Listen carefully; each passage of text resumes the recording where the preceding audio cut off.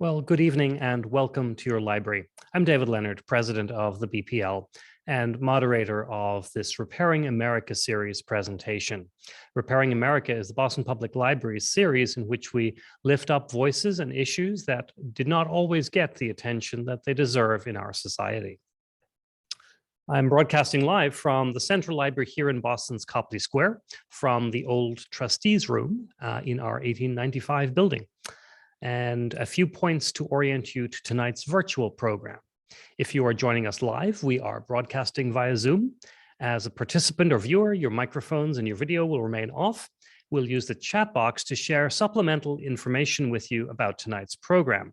If you would like to ask a question, you can ask it using the Q&A button in Zoom, and we will get to as many questions as possible during the Q&A session of our 75 to 90-minute program tonight. That will include questions submitted at registration. Tonight's bookstore partner is Trident Bookstore here in Boston, and we will share with you their online information. So you can either get a copy of tonight's book from them, or of course you can check out your local library or independent bookseller wherever you might be. This program is being recorded and will be published on the BPL websites following the program. And so tonight we are in conversation with a very special guest, Professor Kyle Mays. And we are focused on his book that just published just about 2 weeks ago, An Afro-Indigenous History of the United States. Kyle Mays is an assistant professor of African American Studies, American Indian Studies, and History at UCLA. He's a transdisciplinary scholar of urban history and studies, Afro-Indigenous studies, and contemporary popular culture. He's the author of Hip Hop Beats, Indigenous Rhymes, Modernity and Hip Hop in Indigenous North America. Our topic tonight, he will argue that African enslavement and indigenous dispossession have been central to the founding of the United States, and will explore how Black and Indigenous peoples have resisted US democracy from the founding of the United States to the present. He's also collaborated on a chapter called Blackness and Indigeneity in the collection 400 Souls, A Community History of African America, 1619 to 2019, edited by Keisha Blaine and our good friend Ibram X. Kendi. Kyle, welcome to the program. Thank you so much for joining us and our audience. I'm going to hand you the virtual podium for a little bit to introduce us to tonight's topic, your work and your research. Thank you, David, for a wonderful introduction, and hello to the audience. It's good to be here. And I just want to begin by sharing a very brief, short presentation about my approach to the book, but focusing specifically on the Black freedom struggle and the Indigenous freedom struggle during the mid-20th century. So I'm going to share a PowerPoint here.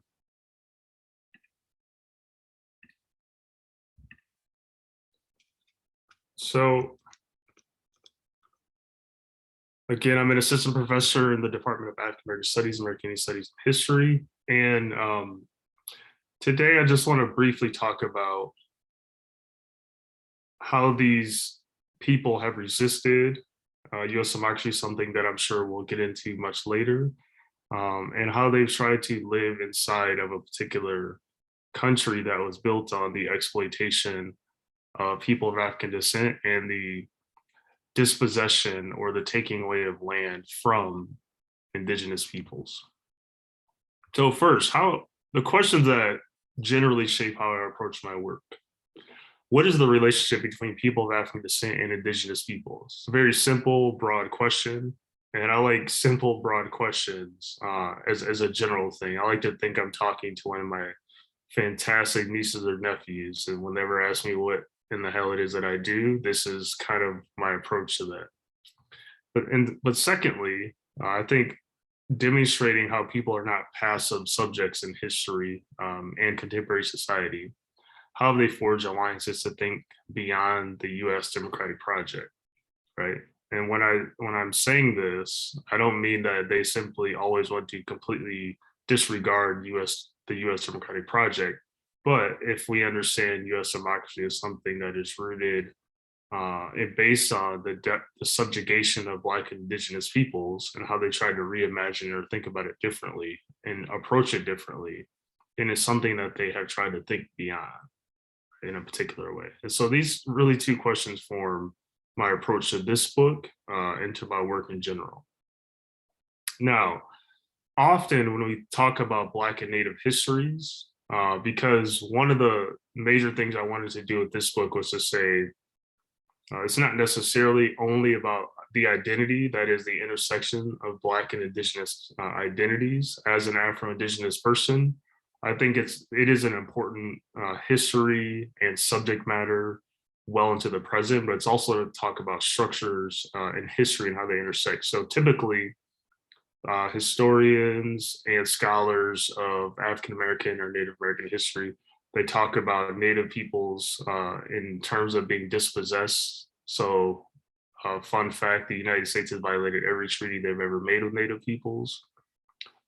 Their relationship within the U.S., so domestic dependent nations, meaning they're subjugated even though they have sovereign status, and we can talk about that later. Their treaty relationship, they are really subjugated under U.S. Law in some particular cases. Now, what's the nation state's goal? Because the United States always wanted the land of Native peoples, they wanted to assimilate them or to disappear. Now, not always literally committing forms of genocide, although that did happen, and just wiping them out. But if you assimilate them, and there are many assimilation policies, then you can just have land, and then it's under US control. Again, the unique thing about Native peoples is their treaty relationship with the United States government, which the United States ended by an act of Congress in 1871. And the standings is initially around global indigenous rights. So in 2007, the United Nations passed the Declaration of the Rights of Indigenous Peoples. Of course, there were 4 nation states initially who opposed, who have all since agreed to it, assuming that it has no legal standing, the United States being one of them early on. Now, for African Americans, their historical circumstance, or people of African descent, is through the issue of enslavement, right? And we often hear something like the original sin of the United States was slavery. And I think it's good to see both of these things side by side. It is, of course, enslavement, but it's also the dispossession of indigenous peoples. Their relationship, it's always a tuggle. African Americans constantly trying to get out of this issue of second-class citizenship. What was the nation state's goal historically, and in many ways today, to segregate or exploit for various reasons. And how people have talked about this is our African Americans are seeking civil rights. And there's a constant discourse around civil rights. And many who try to think globally, a la Malcolm X, important to Boston history, try to think about, or someone like Paul Robeson, try to think about these things globally, or that is a discourse around human rights. And what I try to do in the book is to demonstrate how these things overlap in a variety of ways throughout US history. And so one of the really original writers of Afro-Indigenous history is Carter G. Woodson, who writes here, one of the longest unwritten chapters of the history of the United States is that treating of the relations of the Negroes and the Indians. Now, for those who don't know, Carter G. Woodson is often called the father of Black history, and from the period of 1915 to 1950, really popularized Black history, especially within the African American community. And one of my favorite scholars, Taya Miles, who just won a National Book Award very recently, and another scholar, Sharon Holland, right? Pain and loss, slavery and land, these terms map onto and move through one another and are perhaps the primary concepts in Afro-Native studies.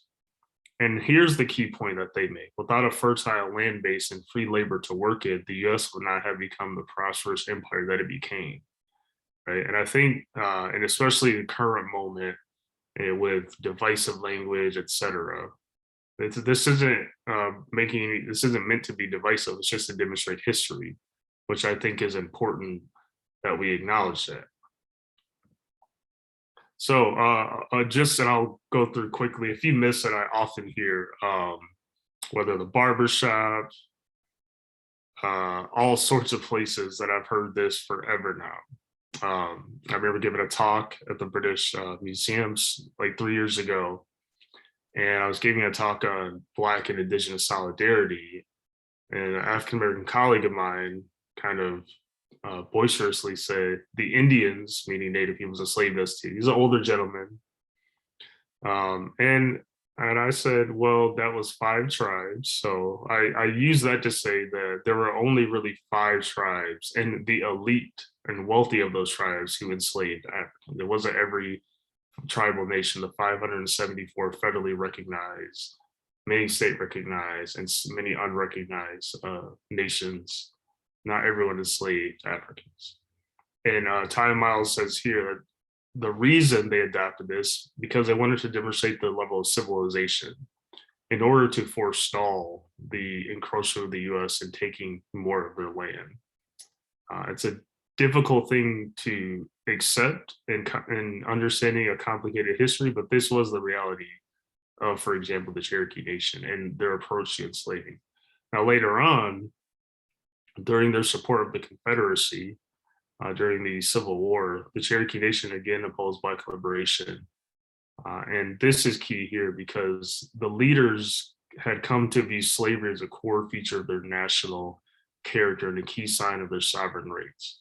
So this continues to be a source of debate amongst the Cherokee Nation and the rest of the 5 tribes. And because after the Civil War, the United States government made the Cherokee Nation, the 5 tribes, sign a treaty in 1866 that they had to end slavery, and they had to formally make the Cherokee freedmen or the people of African descent within the nation citizens. And it continues to be a source and an issue within the 5 tribes. Now, Blind Delorean Jr., who wrote Custer Died for Your Sins originally in 1969, is perhaps one of the most important Indigenous voices and intellectuals, especially coming out of the Red Power movement. And often a lot of Indigenous scholars have used Delorean's interpretation of how there's nothing between African Americans and Native peoples as far as solidarity, as far as political goals. And one of the things I try to do in the book is to disrupt this very notion that I think is persistent throughout Indian country. So he says here, for many people, particularly those Indian people who had supported self-determination a decade earlier, remember he's writing like the height of the Black Power and Red Power movements in the late 1960s. Stokely Carmichael was the first Black who said anything significant. And Black Power was a godsend to other groups. It clarified the intellectual concepts which had kept Indians and Mexicans confused and allowed the concepts of self-determination suddenly to become valid, right? So again, a key thing to take away from this is that, and through what I call the lens of Delorean, that Native peoples are fighting for treaty rights and Black peoples are fighting for civil rights. And this is a persistent theme when understanding US history during that time, and also current protests as well, and why allegedly they have very little to do with one another. I'll just briefly leave this up here, and some of the key things that I understand about the relationship between the Black Power and Red Power movement. And it's really about self-determination, like their ability to be their full human selves and also to control land. So for Native people, it's controlling the treaty lands that they already have. And for people of African descent, it's really about trying to reshape society so that they can belong in some particular fashion. Now, whether that belonging meant their own land base, such as the Republic of New Africa, who wanted the 5 southern states as African American land, or others who are existing in the same moment, whether it's Malcolm X, Martin Luther King Jr., Fannie Lou Hamer, and a host of other folks. Land remains a key idea between both the Black Power and Red Power movement, even if they might have different reasons for why they believe land is important. And I just mentioned those key things there. And I remember when I first entered graduate school, I'm going to wrap up here, that a Black Studies professor of mine told me when I was visiting a school that Black and Native peoples had nothing really in common, which I also found fascinating. But here you see Angela Davis showing up to Wounded Knee in 1973. And while she was unable to access because the FBI blocked it, this is an act of solidarity and showing up. Right. Same here. This is Stokely Carmichael, who had changed his name to Kwame Ture.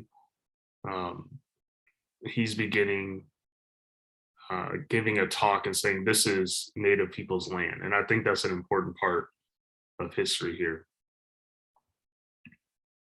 Again, Angela Davis in Detroit in 1974.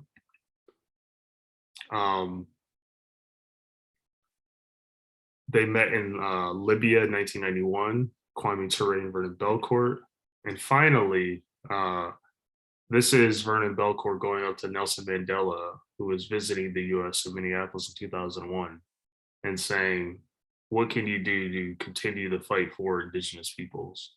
I'll end there, and I'm looking forward to the conversation with David. Thank you. Kyle, thank you so much. And first of all, congratulations on the book. You have a 200-page work here that is compressing, if you will, or giving us key concepts from 400 years of history that are often elided, but also picking up questions of identity and questions of politics and who we are. So first of all, just congratulations. Thank you. Thank you.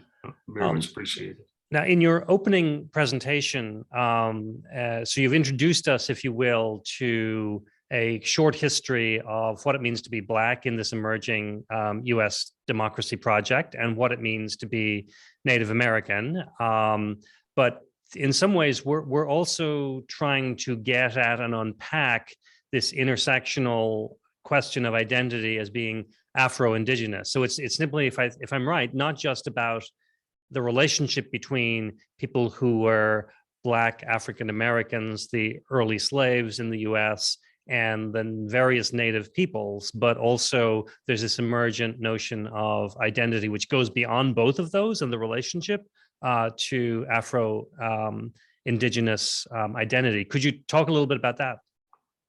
Yeah, so one of the important things to remember is that people like Olaudah Equiano, who was known for one of the first people kidnapped from the African continent to narrate in writing his own story, or the great poet Phyllis Wheatley, and Paul Cuffey as well. Now, we typically think of those peoples as African, and in tellings of Black History Month, I remember this as a child. These are great African Americans in a certain way. But what I'm trying to do in the book is pause and think about, now these are Indigenous peoples in their own context, right? And when we talk about the history of the transatlantic slave trade, many times we can erase their cultures and histories and assume something so violent, vile, and inhumane that they would completely lose their sense of self, sense of identity, sense of culture, their understanding of the world. And for understanding early American or pre-revolutionary America, what I'm trying to do is demonstrate that these people still maintain some sense of themselves. And then many would go on to intermarry with Indigenous peoples in what would become the Northeastern United States, Paul Cuffey being an example. His father was kidnapped from what is now Ghana, and his father, was able to secure his freedom and ended up marrying a Wampanoag woman. So Paul Cuffey is one of those early folks who are really Afro-Indigenous to begin with, and tried to deal with those issues, but was often treated as a Black person and not as a Native person, which I think is profound for understanding identity formation within, even in the early United States, well into the present. Yeah, it's amazing that as you uncover these stories for us, that these issues of intersectional identity, although that's not language we would have used that early, really displays the complexity of who many of these people were and who they show up as. I think we were chatting before the program formally started that in many cases in the US, individuals are forced to identify with only one part of who they are rather than their whole selves. Yeah, I've dealt with that a lot, mostly as an adult. Within my own family, it wasn't much of a contradiction. My mom is from Cleveland, Ohio, and my dad and this side of the family is from Detroit. So my great grandmother came from the Saginaw Chippewa reservation to Detroit in 1940. She married an African American man, and that was a source of tension even for her and for her children, my great aunties and uncles. She was a very strong woman, but she always received um, vitriol from Native men in particular. And I think it was probably likely a combination of sexism, certainly in the 1950s to the 1980s, and this sort of anti-blackness that can exist within and does exist within indigenous communities. And then the black community in Detroit, once it became a predominantly black city, her children getting called Pocahontas, and which was it's offensive. And talking to them, they were kind of lighthearted about it, but it's still something that a lot of Afro-Indigenous peoples, even my generation, deal with, depending on time, context, and place. Is this an easier or more difficult conversation for current generation rather than an older generation? Is there a generational shift happening around understanding of multiple racial identities in one individual or more families? I think it really, over the last, certainly since the protests of the summer of 2020, spring and summer of 2020, I think those multiple forms of identities, even though they've been in conversation for a long time, they certainly have shifted a lot around protests, around politics. And I think many Afro-Indigenous peoples, and I want to give a shout to my friend and colleague Amber Starks, who has often been on the forefront of like demonstrating and talking about these particular intersecting identities of being Black and Native. And so now there's like a whole generation, mine and younger, who are challenging the very notion of anti-Blackness in Native communities, and we'll say erasure within Black communities. So I'm optimistic that these things have certainly changed since the 1970s. We'll come back to current day a little bit later in the questions, I think. I also think you're challenging us in the work to broaden our notion of the understanding of indigenous or indigeneity. In your opening slides, you talk about this in a global context. Could you talk for a minute or two on this topic in terms of what we as the broader community need to appreciate about this term and this identity and this label, if you will? Sure. So if you hear me or others using the term indigeneity, what's important for people to know is there are really two approaches and how it's used amongst activists and scholars. Indigeneity meaning one's relationship to land or place, that is, you're indigenous, but from where are you indigenous? And the second one is your identity. And it's even within identity, it could be political identity, tribal citizenship, the community from which you belong. That could be an urban community. And if people don't remember anything I said, please remember that the majority of Native peoples live in some urban context. And I haven't seen the full numbers from the 2020 census yet, but 2010, it was well over 70%, closer to 80%. Not all of us live on reservations or in rural areas. And so I think that certainly is something that's increasingly a part of the conversation. And land is difficult.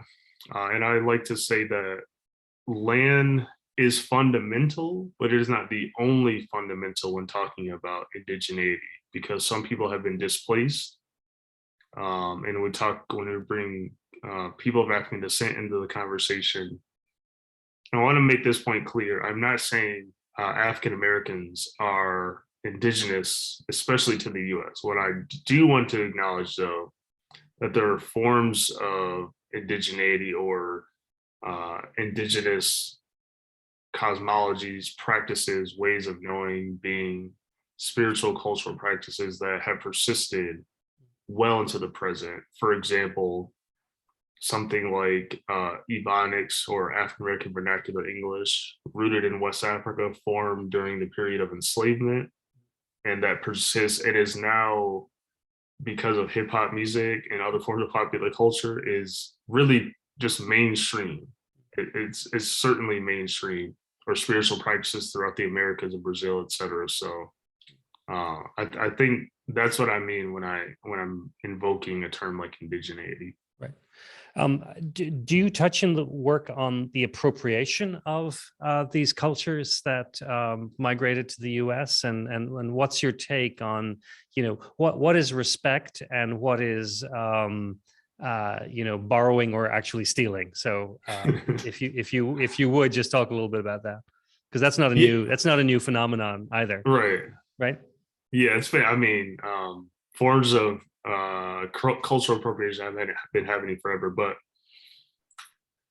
although I get pretty vexed around the conversation. So I think there's a fine line between cultural appropriation and appreciation. Yeah. And I know this is a history book, but talking about the present, I think there's certainly a conversation where if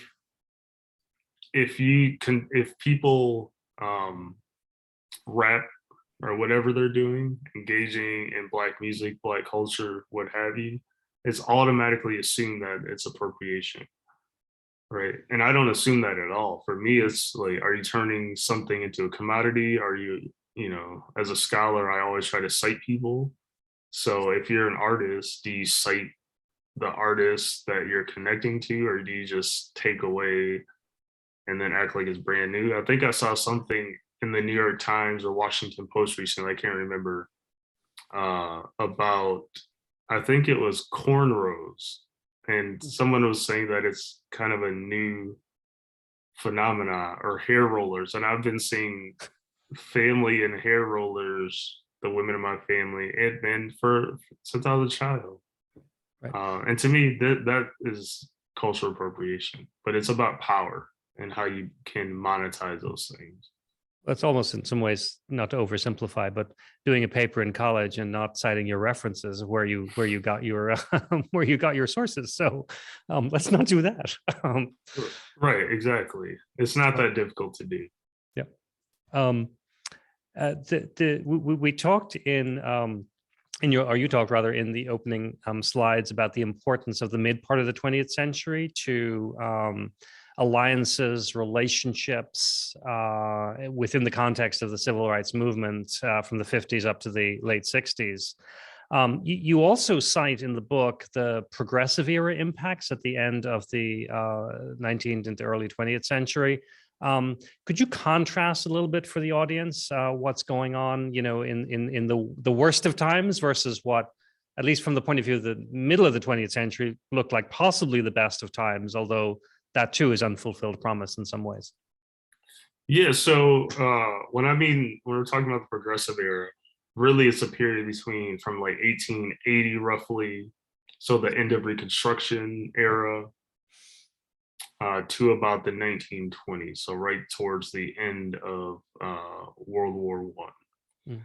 And it was a time of reform, also a time where African Americans are increasingly becoming at least somewhat apart and increasingly segregated during the time period. So they're challenging more for rights, more for civil rights. Right.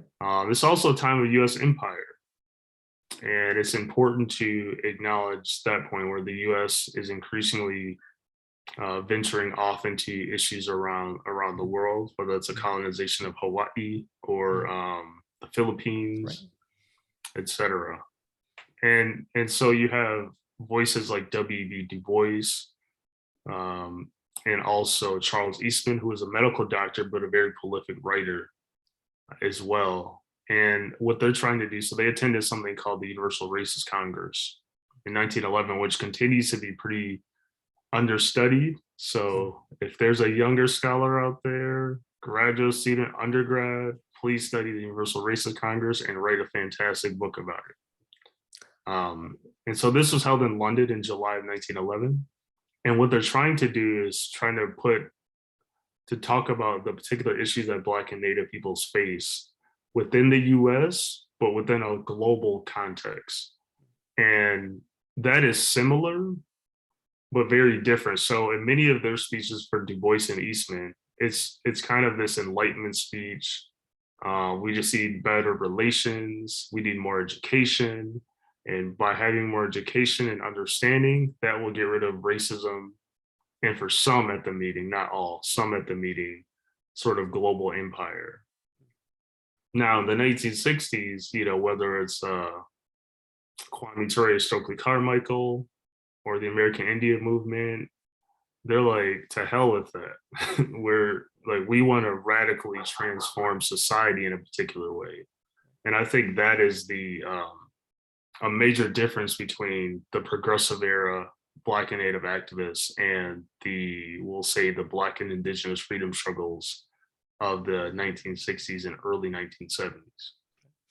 And I think both in my intro to you and in your opening statements, the word resistance is used as a way of introducing this historical analysis, basically, that this is a story of Black and Native people's resistance to the concept of U.S. democracy.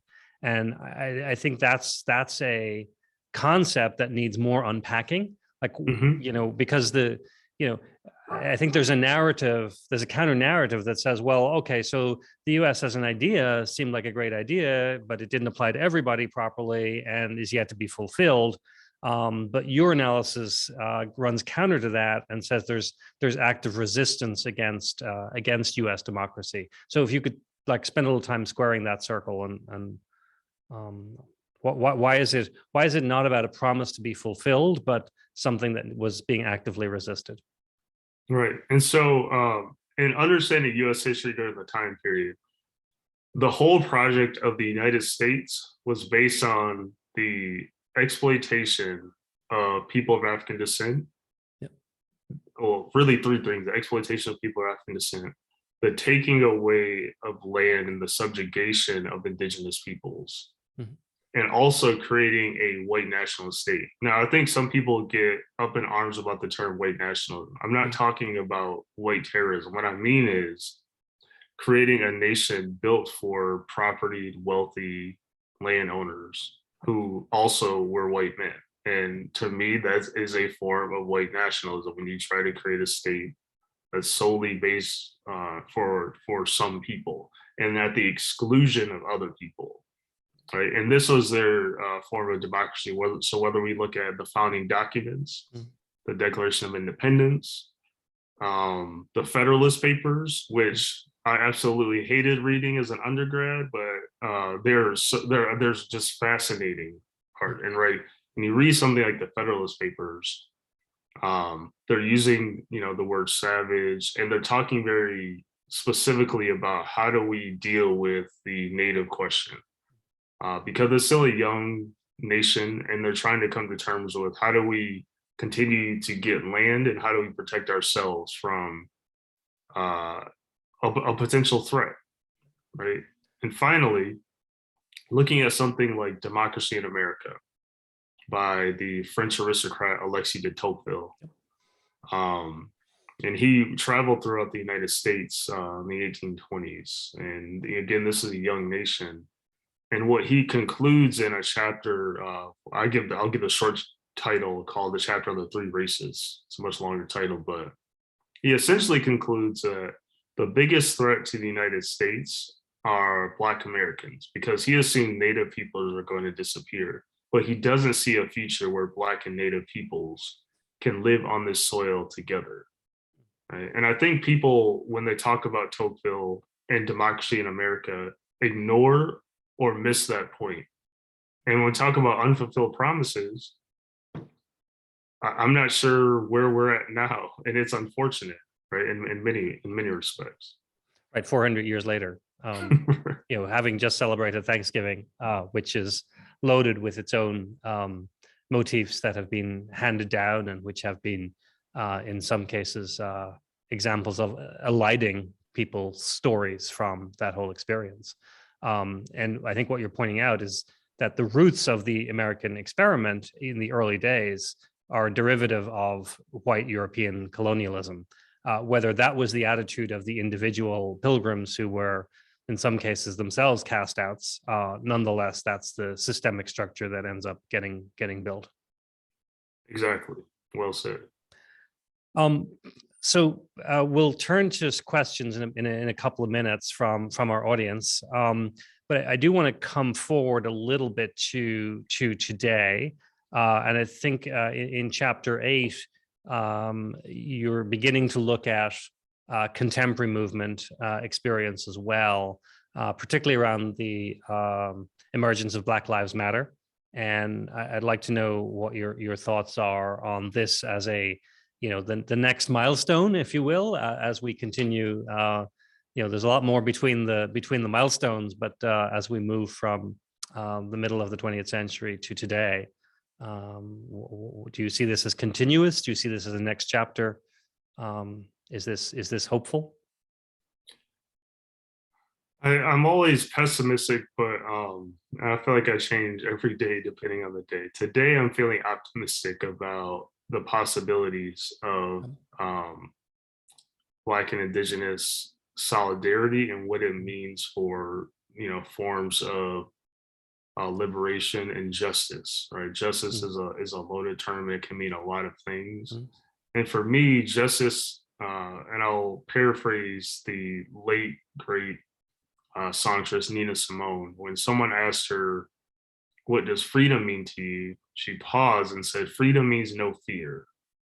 I think there's a lot of Black, Indigenous, and different oppressed peoples who often live in a state of fear in this society. And I mean levels to fear, right? Whether that's being brutalized by police or whether that's simply wondering where you're going to get your next meal. There's constant state of fear. And when people are able to live to their full human selves without fear, I think that's what Black Lives Matter really meant, trying to express Black humanity and their connection with Indigenous peoples in a variety, certainly at the local level. And I think solidarity from the larger chapter makes me very optimistic, and including the land back movement for Indigenous peoples today. So I'm pretty optimistic about where we're headed in spite of a lot of the discourse and rhetoric that exists today. Right. And obviously with every court case decision that's relevant to the struggles, plights, victimization of people of color, we either end up feeling more optimistic or more pessimistic, but it's not necessarily the full justice that your definition would be hoping for, at least not yet. Let's take a few questions, and if there are more questions that people have, please pop them in the Q&A section, and we'll try and get to as many as we can. So Francesca asks, did your research investigate any conflicts with blood quantums and the one drop rules? I think this is getting at, to what extent is race a construction versus something that we've tried to root in biology? Were you spending some time unpacking that particular motif? No, and I certainly thought about it because, but one of the reasons I wrote the book, because typically when you think of Afro-Indigenous history, you think of these things. Now there's no good way, and I think a lot of fantastic scholars and writers have broached this topic. Circe Stern, Taya Miles, and a host of other folks. But no, I did not tackle this for that particular reason. I think it's been well done. Mm, mm. And Dolores asks, I've heard a number of people say Black and Native people should have joined forces, but instead fought against each other. I'm not sure what that's necessarily in reference to myself. Maybe you do. But aside from the 5 tribes that you mentioned who enslaved Blacks, how would you describe the overall relations among other peoples during the early days of the United States? Well, first, I would like to quote or paraphrase Black queer poet and writer and feminist Audre Lorde, who wrote in an essay in Learning from the 60s that there isn't really such thing as natural allies. I know often we think because X group is discriminated against, Y group is discriminated against, and then in order to get to Z, or the epitome of freedom, then we should work together. But it takes a lot of hard work to do so, and you have to clearly understand each other's histories and struggles in order to do so. And I think that is where we still need to go in a particular way. And I think I would agree that it comes down to local relationships largely. When we've seen throughout the 20th century, at least, where that has worked really well, various types of rainbow coalitions emerge. But in many cases, it's about strong personal relationships between people of different identities coming together around a single cause. Yeah, and I mean, we've seen with the FBI, when these groups coalesce in some capacity. Some of, like Fred Hampton, who was only 21 years old in Chicago, and got poor whites, the Latinx community in Chicago, Puerto Rican in particular, and Black folks, he ended up getting murdered. That's the sad history of coalitions, when people built those personal relationships and did the hard work to do so. Right, because they can be frightening as well to people who feel their own identity threatened, whether there's any legitimacy to that or not. Why is African American history important to you personally? Personally, well, I think in order to understand any present circumstance, you have to understand history in general. And for me, understanding Black history, understanding Native history is essential to understanding American history, our present circumstance, and where we want to go in the future. Amina asks about the entertainment industry. And I know you are a cultural critic, so I'm sure this is at least partially in your sphere of interest. How can the entertainment industry, film, for example, TV, improve narratives and diverse representation? Yeah, so representation is always interesting to me.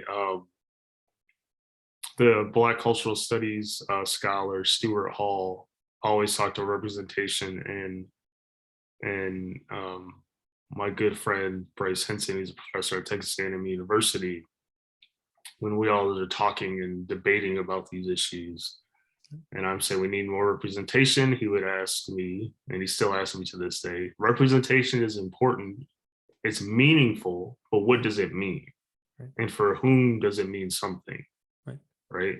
And I think that is really the question. So just because you get, more Indigenous stories, and I think that's important. You get more Black stories in the entertainment industry. Does that necessarily mean that people in power are going to view them as human?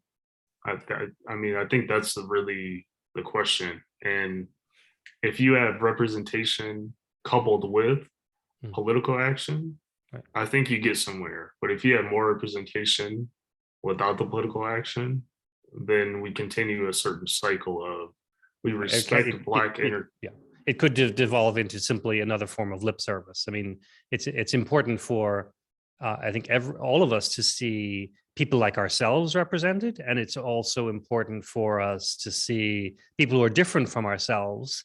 But at the same time, without that, neither of those alone moves the justice agenda forward. If I understand what you're saying correctly. Yeah, I mean, we've had entertainers for a long time, Right. Black entertainers, and they're still racist. Right. A sobering reminder. This question is related to the earlier one, and it's also a comment. Thank you for the talk, and your chapter in 400 Souls was excellent. Why do people use blood and genetics to try and define Black and Indigenous identities in both positive and negative ways? That is a deep and long question. I'll keep it short. So, for Native people, it's about land. In the history of creating blood quantum, the more you dilute, even though you can't literally dilute blood, but within a political project, you can do so. And tribal nations, many, not all, many have adopted and continue the idea of blood quantum. And I think it's about often resources, in many ways, anti-Blackness in certain tribal nations as well. So it's really about land and resources in order to do so on both sides. And so I think for those of us who maybe don't have the same level of knowledge that you do about these topics, but be careful about simply trying to reduce skin color to being the thing that explains racism, whereas in your work, you're clearly talking about skin color plus land plus labor, all of which are systemic problems that are foundational to the U.S. Absolutely. Unfortunately. Yeah, absolutely. And this next question from James, I think, picks that up. When grappling with Afro-Indigenous histories and trying to understand the relationship between Black and Indigenous liberatory political projects, how do you conceptualize land? So is there a broader conceptualizing of land that goes beyond what was taken from the native peoples? Yeah, and I mean, I think understanding land from the sense of how Indigenous nations, their particular creation stories is one approach to doing so, and also creating better relationships. So not land as simply something to be owned and property, Yeah. but something to be held in common and something to that because we hold it in common, we all take care of it, right? And we have a certain relationship that's not exploitative, but respects the earth and the land from which many of us will benefit. So even something like the water crisis in Detroit or Flint, Michigan, very recently. And I think this question goes to the de Tocqueville quote, where he was settling on the fact that he couldn't see where Blacks would fit in his conception of what he saw as the United States at the time. If quoting from the question, if Blacks are considered the bottom of the caste system here in the States, and I'm not sure if that was his language or not, but where are Native people positioned in the hierarchy? And maybe that's in his view, but also as we move through history. Yeah, I tend not to think of ranking people in hierarchies in a particular way, because depending on the historical circumstance and whether you're talking about race, class, gender, sexuality, literally the concept of intersectionality, to which Kimberly Crenshaw and especially and also Patricia Hill Collins really define it really depends on the circumstance often. Because, for instance, there are wealthy Black people. Are they oppressed in the same way that a poor white person is? Right now, there's still the issue of race, or a poor Black person, or whatever. This is why we have to understand the multiple identities. And so, without that context, I would find it difficult to answer that question. Yeah. And if your work is doing anything on this point, I think it's illustrating the complexity of each person, and just that there's layers and there's several identities to all of us, Hmm. and we show up with all of who we are, not just the one thing that can be reified or objectified by someone That's right. else. Um, but there is I think a modern take that sees economic wealth, median earning, median wealth, as being an important lens to understand where we are today. But perhaps one can't reduce race only to economic or class differences. Oh, absolutely. Um, so I think we have to be careful about any model or methodology that tries to settle on one thing that explains where we are, although certainly historically, land, labor, and European identity do a pretty good job of illustrating where we start out. So Columbus Day, which many parts of the country and federally are now celebrating as Indigenous Peoples Day. This question from Anonymous is, do you know if the anti-Blackness of the past and present with the 5 tribes, so there's complexity to who they were, right? So should that get in the way, or should that change how we feel about celebrating Indigenous Peoples Day instead of Columbus Day? No, but I do think that I do think that those particular tribal nations have a lot of work to do to deal and give some recompense, whatever that is, Yeah. to the people, to the freedmen who are connected with those tribal nations. So, but they should still, celebrate. But again, does Indigenous Peoples Day lead to some form of land back, liberation, etc.? I don't think there's a direct line, but I think it's an important thing for public discourse, at least for right now. Okay. And along those lines, the term reparation is showing up a lot more Mhm. recently in conversation.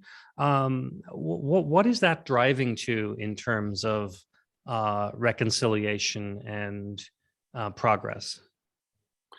Yeah, so the city of Asheville, North Carolina has some forms of reparation, Evanston, Illinois, and other small communities. And within public discourse, I think reparations still centers on the whole notion of the 40 acres and a mule, right? And my question, though, is how can we talk about reparations for African Americans and even consider giving land to African Americans, although there's certainly a longer history of land stealing that also happened to African Americans. But again, how do we return also land to Native peoples, and how can we have these conversations side by side? And I think that's where the reparations conversation and debate needs to go, because again, not all tribal nations enslaved Africans, right? And I think we can easily say, well, those people enslaved us. No, that was just an elite few of a particular of 5 nations. And along, this more future-looking topic, Deborah asks, what does a radically reimagined world that respects Indigenous and Black self-determination and land rights look like? So what's the crystal ball on this? I mean, I think perhaps this is more about process than end result, but would love to hear your thoughts on this question. Yeah, well, I think 2 things really come to mind. First is, again, centering a returning of land to Indigenous peoples. Now, I think that scares a lot of people, but it really shouldn't. we're in a climate crisis. Um, and if we allow Native peoples and give them the resources of their particular tribal land, one, I think that could do a lot, even just in the context of the US. And two, how can tribal nations create different relationships with other people, for me in particular, for with African Americans, right? So what are their protocols for adopting people who might be outside of their communities? And then what are the protocols for living together in a different way than we have for like the last 400 years, right? So that's not an answer, but I think that is perhaps an approach that we might consider doing. Mm, great. Francesca asks, many Black Americans don't know their Indigenous roots. You may want to, I don't know, you may have a comment on that as the assumption. Do you think there's a different relationship that they may have to the land, like Indigenous peoples in America, when there is a lack of desire to connect back to Africa? So there's really two parts to this, I think, which is it's focused on African Americans, but who may or may not have Indigenous roots, such as you would describe in terms of being Afro-Indigenous in the US, or in terms of a heritage that takes them back to perhaps to Africa. Yeah, well, it's difficult, right? Many of us can't just, trace back our particular tribe or where exactly we came from, and the DNA tests don't help. I think a lot of folks think if you take a DNA test, you can easily identify, but they don't take into account migration, upheaval, and all sorts of other things historically. And so I think what can happen is, best as we can, if there was some form of reparations, which William Darity and Kirsten Mullins say the US would have to pay somewhere between 15 to 21 trillion dollars, which we know ain't gonna happen. Then creating like some better connections and relationships. And of course, historically, African Americans have tried to create those, but they're often colonial in perspective, whether that's those who supported the American Colonization Society and the colony of Liberia, or even Marcus Garvey, who we celebrate. He claimed that he was the provincial president of Africa and said that the Africans were backwards, right? So we can't have that approach in reconnecting either. But I hope we can find some ways to reconnect. We have a question from Peter, who identifies themselves as a public school teacher with a class of Latinx, and Afro-American Caribbean students. Do you have suggestions for helping youth, city youth, explore, understand their identity as a complex but comprehensible aspect of their life today? Yeah, great question. One thing that I've done with working years ago, working with young people from Detroit and the Paul Robeson Malcolm X Academy, is doing oral histories. If you have the time, resources, I know often public school teachers are strapped for time and resources, but if you can do that, learning about the local Indigenous population, but also learning about the local history of the community from which they come from. Many might not even know that. And I think that's a good way to help them see you come from a particular place. And it's, and it reinforces the whole notion of civic duty and understanding history, and that you are a part of that history. And I think that's something that might be useful even for young people in the urban context, especially. Right, where they may or may not have access to grandparents, or but perhaps to community leaders who are older individuals that they could interview and talk to. I think that's a great idea. So we talked about land, and I'm going to paraphrase Kiki's question here. We talked about land as being directly the issue that shows up when we're talking about Indigenous people and the dispossession that happened there. Kiki wants to know how land applies to, I think I would call it the disenfranchisement of African Americans throughout history in the U.S. as well. So why is this aspect of the topic skirted? There are so many studies proving that Black people struggle with obtaining land. We have redlining in more recent history as well. And so that if they struggle with obtaining land as well due to oppression and racism, even though they've played an intricate part in the development of this country, why is this? Because land is really the number one most precious resource for everyone. There's a limited amount, although literally, I mean, we could all fit on some forms of land.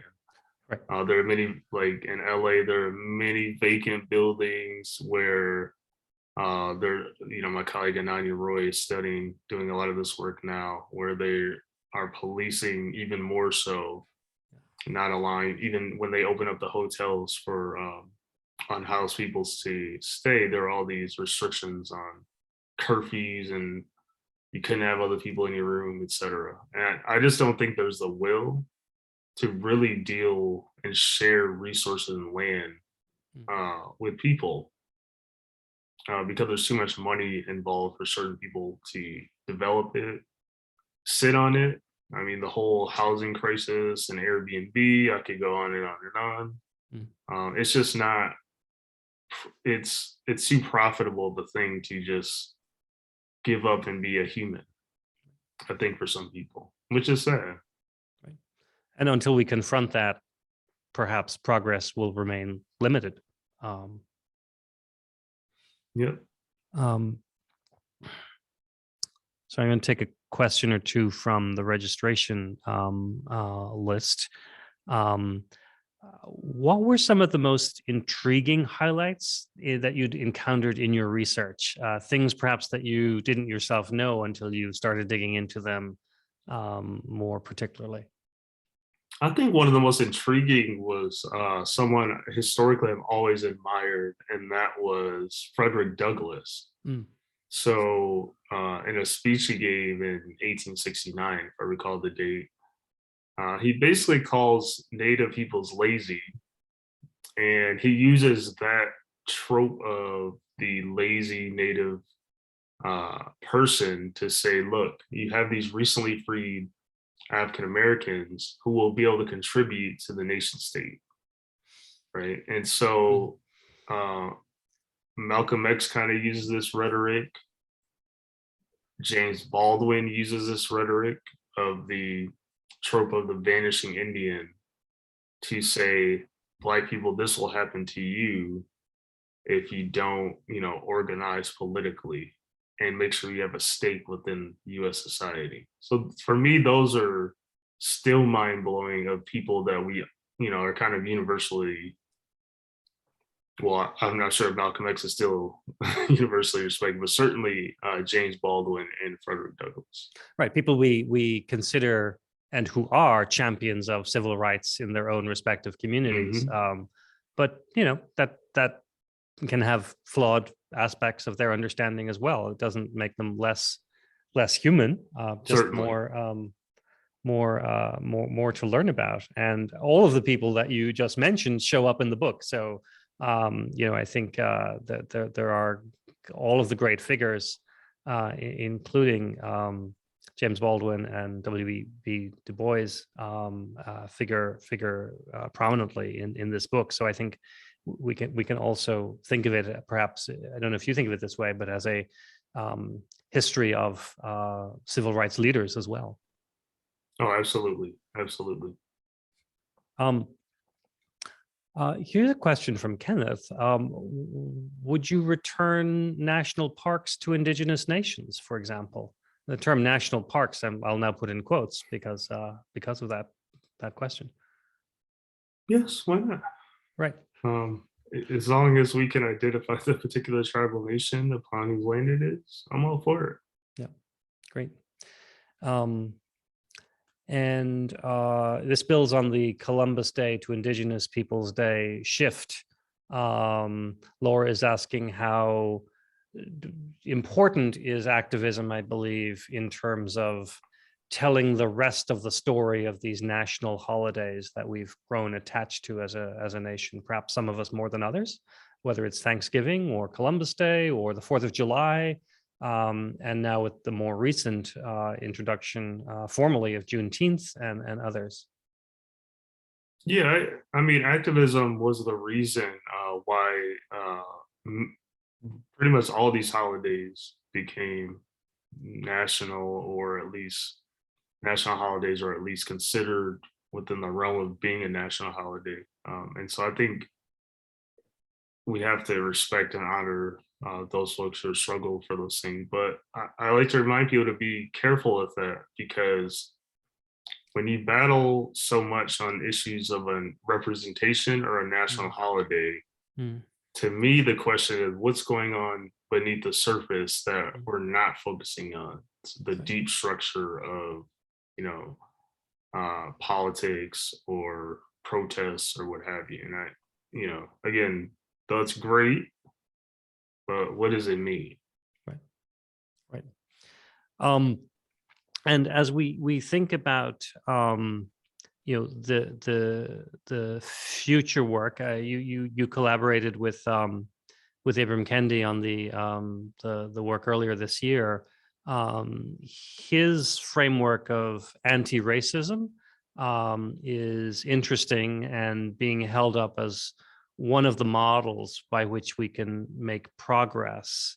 Essentially that it's not enough to claim that you're not racist. It's not enough to call out individual actions that might be racist, but we have to start taking steps to formally become anti-racists, which is a positive stance and a active stance.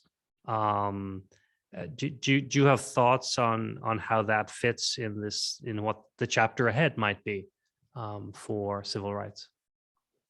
Yeah, I think, and I deeply respect the work that Kendi has done, but I do think now there's become an industry of anti-racism, which is more invested in, and people have taken that up while he's talking about policies in a particular way. Folks are saying, how do we get more representation? How do we create more diversity, equity, and inclusion, which are important to an extent, but they're missing the whole point of dealing with the structures within the institutions, whether that's a company, a school district. And so it's great that people are doing that, but I think they're taking only part of what he was actually saying. And finally, if we're all to become anti-racist, I hope we'd all become anti-colonial. And what would that mean? But when I say anti-colonial, I mean we actively seek to return land to indigenous peoples. Okay. I think that would be certainly and much more should be much more of the conversation going forward. So what other ways to stay with that point? What other ways would anti-colonial be expressed? I think so. One, teaching a pretty accurate history as much as we can about how oppression has shaped the society and shaped the life chances of people today historically, and how that works well into the present. Without really doing that, is often it can become lip service. And this is what I think has happened with anti-racist dialogue today. It in many ways has become meaningless and is stripped away from the structural analysis that I think Kendi was trying to get people to really consider. Right, that even the term DEI just rolls off the tongue, and then suddenly you think you've done something good. Whereas if you're not doing the work to back up that policy change, what change are you really making? Right. I mean, I've talked to companies and friends who work at companies, and they say, oh, they just, bring in a speaker, and then we don't change anything. We don't work in our community, et cetera. Right. Although I think it's equally true that deep change is not an overnight proposition either. So I think from our own experience here, we want to avoid paying lip service to these principles and values, but also recognize that while doing the work and making real change is important, it's not an overnight proposition. That doesn't mean it's not urgent. It just doesn't mean it can happen. It can happen overnight. Anyway, that's my talk. This is about you, not about me. So as we're coming into the last part of our chat tonight, I think you have some readings that you wanted to share with our audience. So Kyle, if you're good, we can go to that, and then maybe just have some closing thoughts after that. Sure thing. So I want to read just a few pages from the last few the last chapter of An Afro-Indigenous History of the United States. Nothing will happen without struggle. We need to remember that the enslavement of Africans did not end because white people felt guilty or the state that was making billions of dollars off of labor of African peoples all of a sudden wanted to give up its wealth. It took a civil war. I am not advocating for a violent civil war. I value human life. However, if we're going to get liberation, then we need to think strategically and carefully about the world in which we want to live and what it will take to get there. I'm not committed to a violent democracy that continues to exploit and murder Black and Indigenous peoples. Voting is cool, at least in certain moments for temporary conditions, but it has not saved us and never will.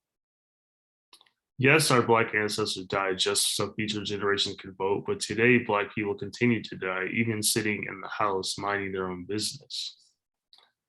While I'm at it, nonviolent direct action and appealing to the moral conscience of those invested in the subjugation of Black and Indigenous and people of color isn't the hill any of us should die on either, but that's another subject for another time. We need some form of reparations, and we need them now. What follows are 9 steps I think we might take to move forward in the push for change. How we figure this out will have to come from us. I think the first thing we should recall is that the Africans kidnapped, beaten, and tortured from their homes were indigenous, are indigenous, and indigenous peoples did not just lose their indigeneity or sense of culture and belonging. We wouldn't say that about indigenous peoples here, so why would we think differently about the people of African descent? These cultural remnants remain, including the use of Black English, Black sayings, customs, religious practices, and so on. We must unarchive those things. In addition, because enslavement made them make a way out of no way, of course, people of African descent created new ideas of what it means to be African or indigenous, and that aspect of the culture should be acknowledged. Number 2, you know what indigenous nations in North America could assert their sovereignty and right to self-determination? They can make new agreements, arrangements, treaties, whatever you want to call it, with Black people and other people of color. They can reimagine sovereignty, begin finding new ways to incorporate Black folks into their spaces and cultures. I'm not sure how this would look nation to nation, but we can look at the very small example of the Standing Rock Sioux, of how the Standing Rock Sioux engaged with NBA basketball star Kyrie Irving and his sister by formally reconnecting them. For those who might be skeptical, ask yourselves this question: what do we have to lose? I think it has a potential to end anti-Blackness in Native communities and end indigenous erasure in Black communities. Given the nature of patriarchy, it might be best that indigenous, Black, femmes, non-gender conforming people, or more precisely, Black indigenous femmes and non-gender conforming people meet and negotiate how this might work.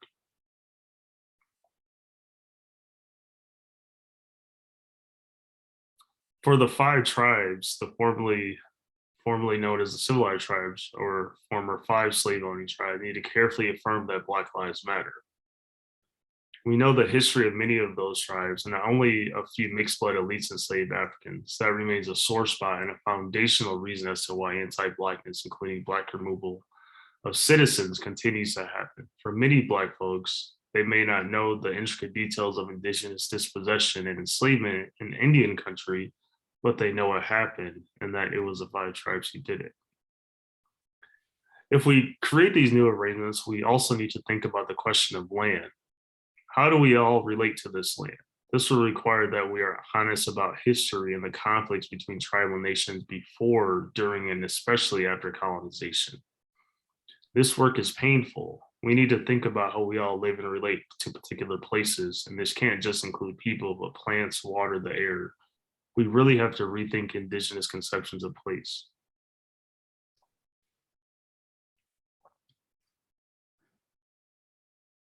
And final two things, we need to imagine a new politics. We need some form of abolition. We also need to not just rethink our understanding of policing in our communities, but to think more broadly about the potential of social transformation outside of what actually exists. It requires a new language to explain the world we actually want. Plenty of activists, organizations, and individuals have ideas. There are too many to name. We should listen to the most vulnerable, the so-called inarticulate, those who might not speak the way you want, those whose voices quiver with anger and fear, because they have a lot to say about transforming a world that hates them. We have work to do, but we can do it. Anti-Blackness and Indigenous dispossession have to end. So let's do it together. Thank you. Thank you, Kyle. Do you find these messages are resonating with allies across the spectrum? Is this a more difficult topic for some more than others that you're engaging with? I don't think so. Yeah. If you're committed to forms of justice or liberation, Yeah. and you respect humanity, Yeah. I don't think anything that I propose here is that difficult. Now, if you are opposed to those things, then I suppose one would have issues. But and it's presumably okay to be uncomfortable by some of these challenges. That's different than feeling that you're in disagreement. We should all be uncomfortable, given the state of the situation which we're in. But levels of comfort differ depending on the circumstance. Great. And you're working on another manuscript right now, another book. Do you want to tell us just a sentence or so about what else to expect from Kyle Mays? Yes, so I have a forthcoming book, and I think the publication date is May 6th, 2022. It's called City of Dispossession, Indigenous Peoples, African Americans, and the Creation of Modern Detroit. And it asks this question: how do we understand modern urban development through the dispossession of Indigenous peoples and African Americans? So questions around land, reparations, specifically in the city of Detroit, my family's hometown. Oh, great. Well, we'll look forward to that as well, which if, I'm going to guess continues many of the topics we're talking about tonight, but picks them up in the urban environment and specifically in Detroit. Although it's not done yet, so maybe it'll continue to evolve. So, Kyle, I just want to thank you at this point for a great conversation. We didn't get to every single comment and every single question, but we'll happily share them with you so that you can see what people were interested in beyond the ones that we were able to get to tonight. We wish you the best of luck with your book tour, virtual and maybe in person as well. And just thank you so much for sharing your thoughts, your work, your research on what are at times difficult, at times enlightening, but always really important issues that inform who we are as a nation, who we're struggling to be as nations, and the work that we have ahead of us. Thank you, David. I appreciate it. And for those of you watching, just a couple of notes about upcoming programs. Again, a reminder that Trident Booksellers and Cafe is our bookstore partner for this evening, and they will ship a copy of this book on your purchase with free media mail delivery if you use the code BPL ship. Our next couple of programs that are coming up, you can see those on the slide.